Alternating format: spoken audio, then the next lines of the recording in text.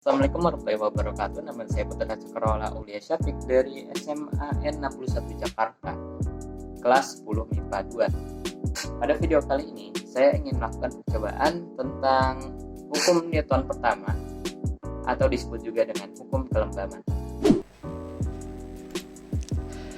Inersia atau kelembaman itu sendiri adalah kecenderungan semua benda fisik untuk menolak perubahan terhadap keadaan geraknya. Secara numerik ini diwakili oleh massa benda tersebut. Kata inersia berasal dari kata bahasa Latin iners yang berarti lebam atau malas. Dengan kata lain, semua benda itu menolak untuk bergerak atau mengubah pergerakannya, atau disebut juga dengan mager. Lalu apa hubungannya dengan hukum Newton pertama? Dalam hukum Newton pertama, disebutkan bahwa setiap benda akan mempertahankan keadaan diam atau bergerak lurus beraturan kecuali ada gaya yang bekerja dan untuk mengubahnya. Yang berarti benda akan terus diam atau bergerak beraturan apabila resultan gaya tetap nol. Karena tanpa gaya, percepatan akan tetap nol sehingga tidak menimbulkan perubahan pada pergerakan. Pada percobaan kali ini, kita akan melakukan dua percobaan. Yang pertama, percobaan dengan benda yang diam dan tidak diberikan gaya apapun kecuali gaya normal dan gaya berat. Yang kedua adalah dengan benda yang diberikan dua gaya yang sama besar. Mari kita langsung saja ke percobaan.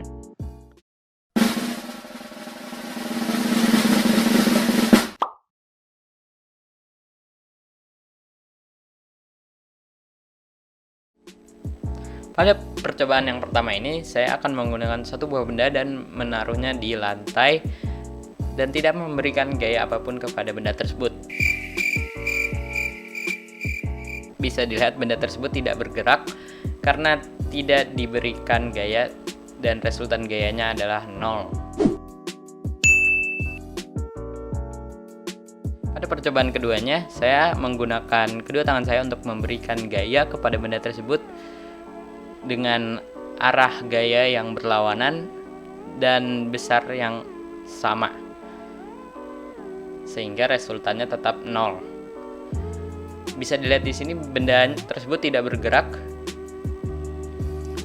karena resultan gayanya adalah 0. Nah, itu dia tadi percobaannya. Sekarang kita akan mulai menghitung matematikanya. Nah, ini adalah hitungan matematis dari percobaan yang tadi. Ini adalah percobaan yang pertama, di mana benda tidak diberikan gaya apapun kecuali gaya berat dan gaya normal. Pada sumbu X, karena tidak terjadi percepatan dan tidak ada gaya yang bekerja, maka resultan gaya pada sumbu X sama dengan 0. Sekarang pada sumbu W. Pada sumbu W terdapat gaya yang bekerja tapi tidak ada percepatan. Maka gaya resultan pada sumbu Y sama dengan 0. Tapi karena ada gayanya, gaya normal dan gaya berat, maka kita tulis N dikurang W sama dengan 0. Kenapa dikurang? Karena gaya tersebut berlawanan arah, N ke atas dan W ke bawah. Jadi dikurang. Setelah itu W kita pindah, tadinya minus sekarang jadi plus, jadi N sama dengan W.